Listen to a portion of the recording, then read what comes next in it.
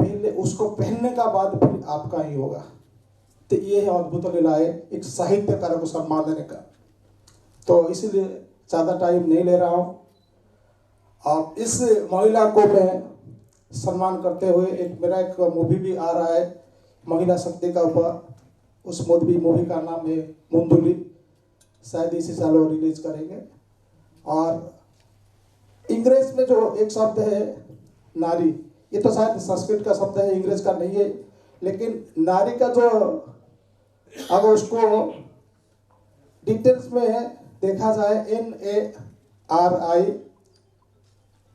N मतलब है कि नियर, A मतलब N, R मतलब rare and I it means innovation. ये इतना अद्भुत सृष्टि भगवान जी का कि नियर मतलब सबसे करीब है, माँ बहन और ये नारी सबसे करीब है। और रेयर ये कहीं नहीं मिलेंगे। ये अद्भुत चीज है, अद्भुत लीला है भगवान जी का। And this is last one, that is innovation. ये एक सृष्टि जो इसका रिप्लेसमेंट नहीं है। सो नारी महिला को सम्मान देने के लिए ये जो कार्यक्रम रीता पात्रा जी ने ऑर्गेनाइज किए विजयनी फाउंडेशन से, मैं बहुत बहुत धन्यवाद अर्पण करता हूँ। जय जगन्नाथ।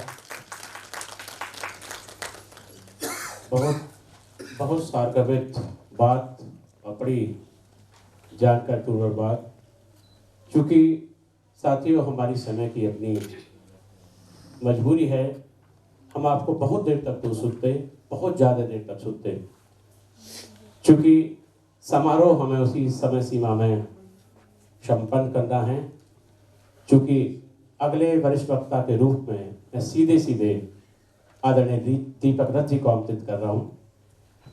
आदरणीय दीपक रथ जी जो 2 महत्वपूर्ण काम कर रहे हैं उसके बारे में आधा लाइन में बता देता हूँ। इतने आप मंच पर आए कि आप उदय इंडिया नाम से हिंदी और अंग्रेजी में तो पत्रिका चला ही रहे हैं, समाज सेवा के रूप में आप बहुत बड़े रूप में एक गौशाला भी दिल्ली में चला रहे हैं, दिल्ली देहात में।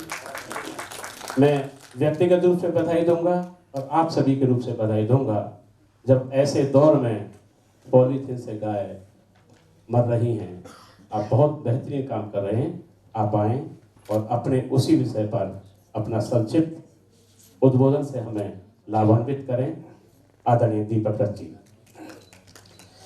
ओम सरस्वती नमस्तुभ्यं वरदे कामरूपिणी विद्यारभ्यं करिष्यामि सिद्धिर्भवतु मे सदा।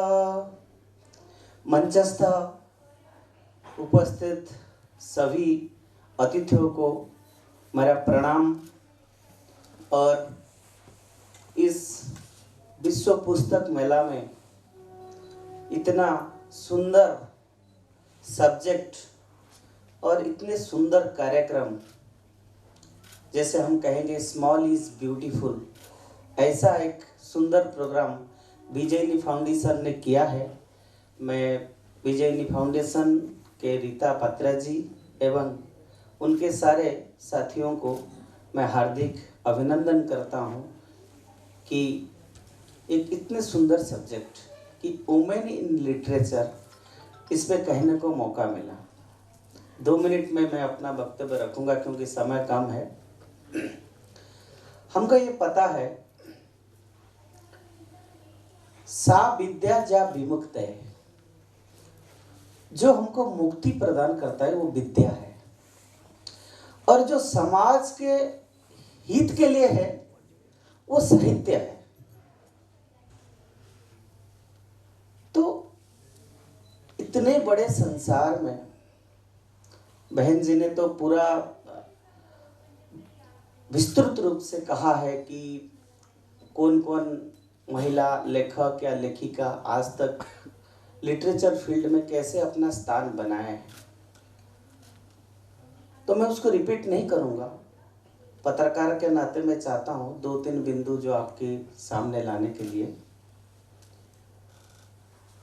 जैसे बहन जी ने कहा कि महिला के साथ हमेशा उत्पीड़न हुआ है, महिलाओं को किस तरह से बंधन में रहना पड़ता है और महिलाओं का एम्पावरमेंट होना चाहिए, ऐसा आज जो इंटेलेक्चुअल मासेस है आज ऐसा सोचता है।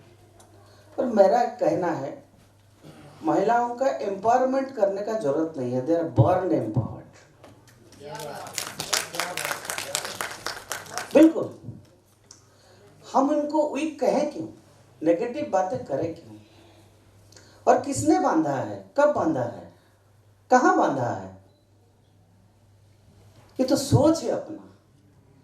हम पहले अपना मन में एक पॉजिटिव सोच रखें। वो महिला महिला ही नहीं है। अगर वो महिला महिला होती तो वो लक्ष्मी माँ कैसे है? अगर वो महिला महिला है तो माँ सरस्वती कैसे है? अगर वो महिला महिला है, एम्पावर्ड नहीं है, वो नासा में कैसे पहुंच गई है? और वो महिला महिला है, दुर्बल है, तो आज 19th सेंचुरी में या वर्ल्ड लिटरेचर में इतने बड़े जगह पे कैसे पहुंचा है? तो मैं इस बात को कभी नहीं मानूंगा कि महिला वीक है। और लिटरेचर में मैं एक छोटा एग्जाम्पल देना चाहता हूं कि महिलाओं का, जैसे कहते हैं a successful, there is a woman behind every successful man, वैसे ही ये लिटरेचर अगर आज सक्सेसफुल हुआ है उसमें अगर सबसे बड़ा रोल किसी का है वो महिलाओं का है।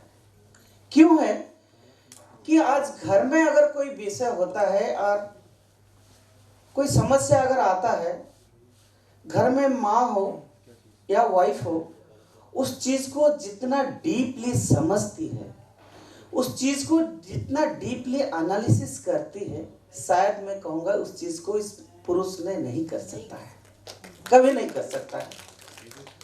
तो उस महिला के मन में जो भावना होता है वो इतना डीप थॉट होता है। बात कहाँ है कि हमको सिर्फ उसकी फीलिंग जो है, उसकी जो भावना है, उस भावना को समझना है। आज समाज में आपने देखा होगा कि 8 साल की लड़की के साथ बलात्कार हो रही है। आज महिला अगर कैब में जाती है तो बार बार अपना सिक्योरिटी क्या है वो देखना चाहता है, या नहीं तो हमारा घर के बेटी या बहन अगर जब कॉलेज जाती है तो हम उसको बार बार मन में ये भेजते हैं कि भाई सतर्क रहना। मैं कहता हूं उनको छोड़ दो, she is very capable, she is very capable. ऐसे ही लिखने का समय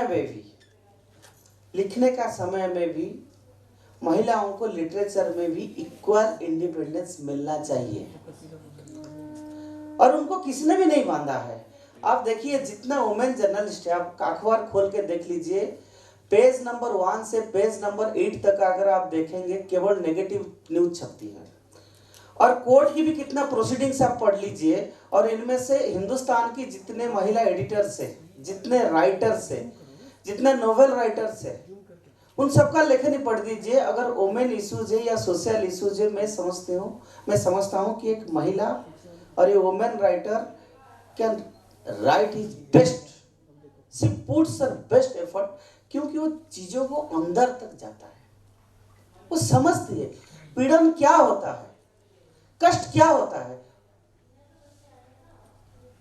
और ये हम सबके लिए गर्व की विषय है कि राइटर आज वर्ल्ड लिटरेचर में मैं समझता हूँ they are number 1, they are in the front row. But I have a problem here,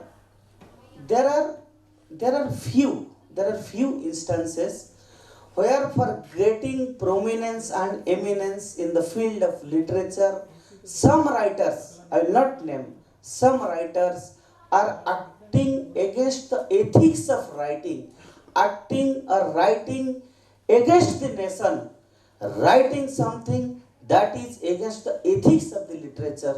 That should not be done. As a journalist मैं सोचता हूँ कि पिछले 20 साल में दिल्ली में पत्रकारिता करते हुए मैंने जितने महिला रिपोर्टर्स को देखा है, जितने एडिटर्स को देखा है, मैं समझता हूँ दे आर एक्सेलेंट, बहुत बढ़िया है। नाम लेने की जरूरत नहीं है। महंत जी ने अपने इतना बड़ा नाम लिया है। आप वेदा में देखिए, उपनिषद में देखिए, या मॉडर्न हिस्ट्री पढ़िए, मॉडर्न लिटरेचर पढ़िए, पोएट पढ़िए, हर जगह पर उनके स्थान है। मैं चाहता हूँ आज की राइटर, आज की वुमेन में और 2 कदम आगे बढ़े और अपना स्थान वर्ल्ड लिटरेचर में उसमें और आगे जाए, यही मेरा इच्छा है। धन्यवाद। धन्यवाद भाई जैन फाउंडेशन। धन्यवाद आदरणीय दीपक जी, सुंदर उद्बोधन के लिए। मैं पुनः उसी बात को दोहराऊं जो कि मेरी मजबूरी है। साथियों, हमें एक समय सीमा का निर्धारण हमें दिया हुआ है, तो चूंकि मैं मंच का आदमी हूँ, अब कितना बोल सकता हूँ आप अंदाज़ा लगा सकते हैं। आशीष जी, सद्भाव के सारी चीज़ों से, चूँकि मैं हमारे आदरणीय देवेंद्र मादी जी हमारे बीच मौजूद हैं। आप भारत सरकार के अंबेडकर फाउंडेशन के डायरेक्टर हैं। मैं विनम्रता के साथ, आदर के साथ, शालीनता के साथ आपको माइक पर आमंत्रित कर रहा हूं संबंधित विषय को उद्बोधन के लिए। आप आएँ और अपने उद्बोधन से हमें लाभान्वित करें। आदरणीय देवेंद्र मादी जी। Good evening, everybody. Today we have assembled here to discuss about something which is the cornerstone and the pivotal element of that discussion is creativity. The literature, there cannot be anything which is without the element of creativity. Literature doesn't exist without creativity. And just to depict that element of creativity, I would like to recite Goddess Saraswati's thing as my predecessors also they have recited.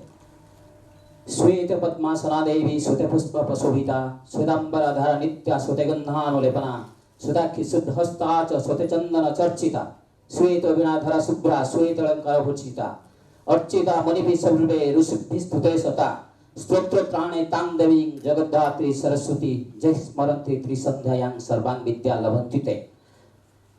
This sloka has a direct bearing with what Dr. Chandramani Babu at the time of introducing all the dignitaries in the dais was telling.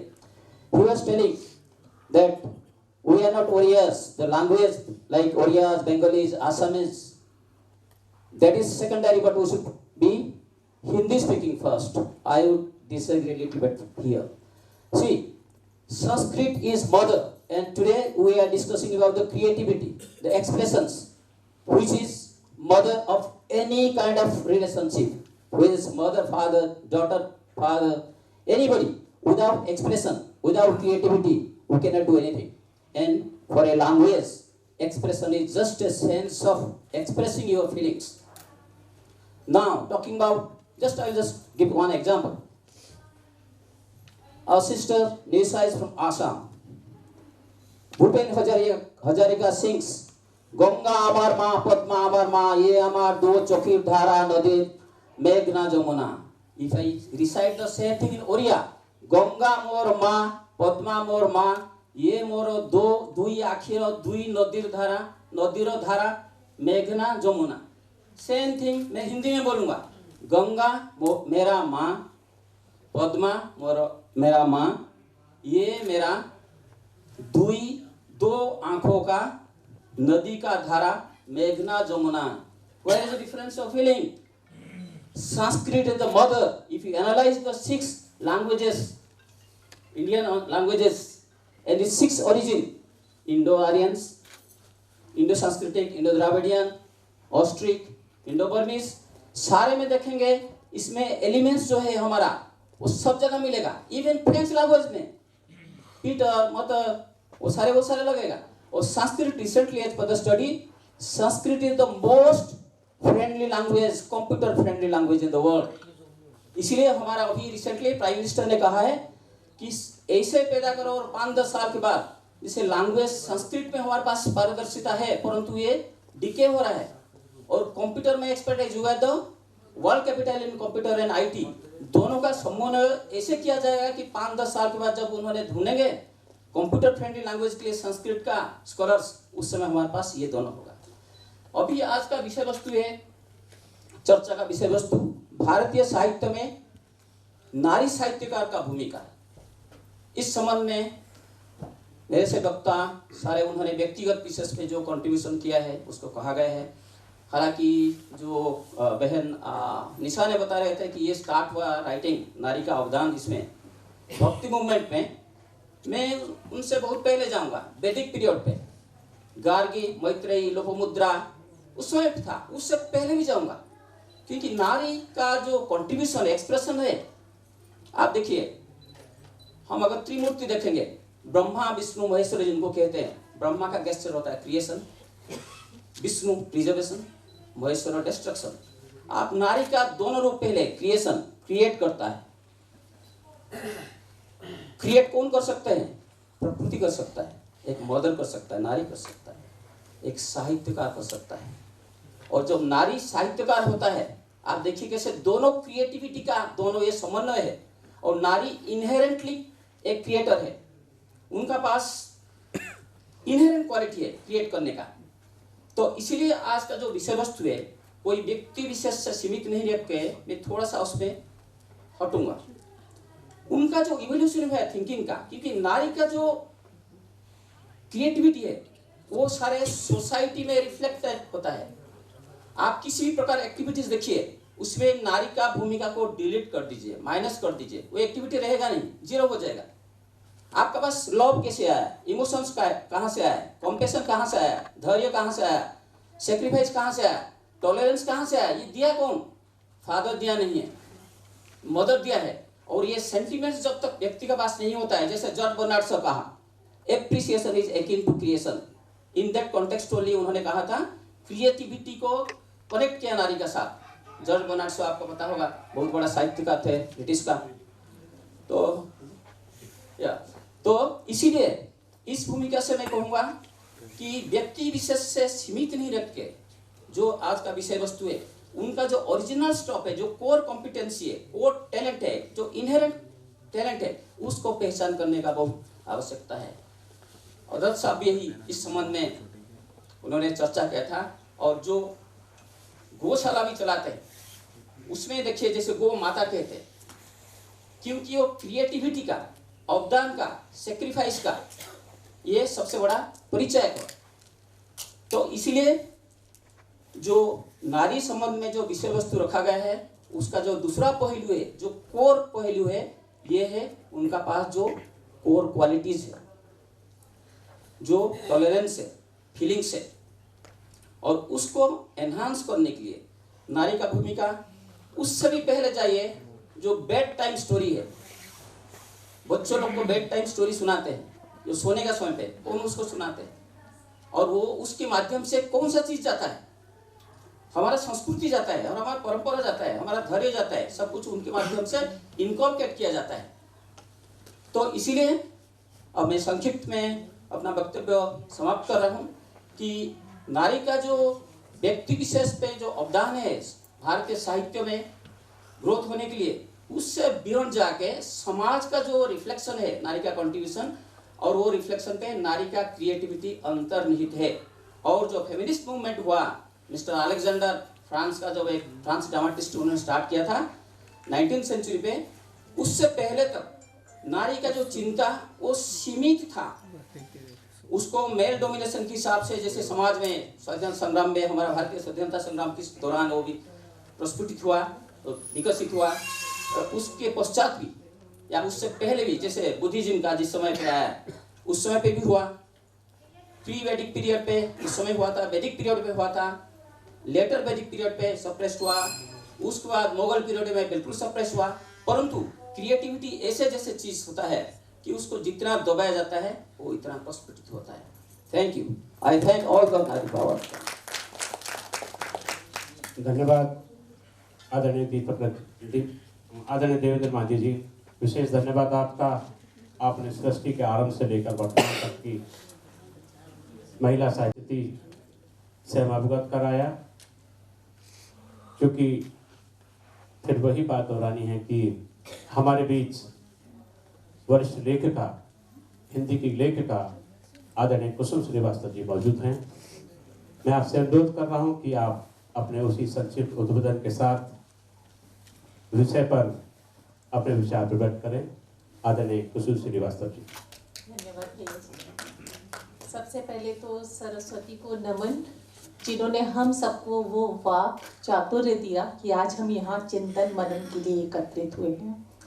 उसके बाद मंच को नमन है और सभी श्रोता जो सामने बैठे हैं, क्योंकि आपकी भूमिका यहाँ सबसे महत्वपूर्ण है। विषय है भारतीय साहित्य में नारी साहित्यकारों की भूमिका। सबसे पहले आयोजकों को धन्यवाद देना चाहूँगी, जिन्होंने एक ऐसा विषय उठाया जो देखा जाए अपनी प्रकृति में बहुत संजीदा है। संवेदनशील या संजीदा मैं इसलिए कहती हूँ कि शायद